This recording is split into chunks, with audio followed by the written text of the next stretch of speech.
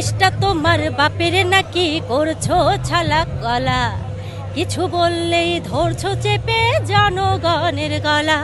ও দেশটা তোমার বাপের নাকি করছো ছালা গলা, কিছু বললেই ধরছো চেপে জনগণের গলা। মনে রেখো যুদ্ধ করে রক্ত দিয়ে দেশ পেয়েছি, দেশে দেশে দেশ বাঁচাতে রক্ত দিতে রাজি আছি। মনে রেখো যুদ্ধ করে রক্ত দিয়ে দেশ পেয়েছি, দেশে দেশে দেশ বাঁচাতে রক্ত দিতে রাজি আছি।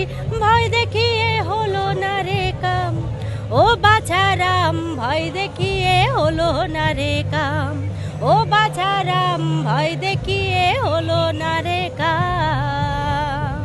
বিগত 16 বছর যেটা ঘটেছে, অনেক গুণী শিল্পীরা আছেন বা অনেক গুণীজনেরা আছেন যারা সব কিছু মানে মুক্তভাবে খোলসাভাবে কিছুই করতে পারেন নাই। সবার মুখ চেপে ধরতো, কেউ যদি একটু আওয়াজ উঠাতো, একটু প্রতিবাদমূলক কথা বলতো, সে সবাইকে জেলে ভরতো অথবা আয়নাঘর অথবা গুম করে দিত, মানে যেমনটা পারে আর কি। তো সবার গলাটাই চেপে ধরেছিল।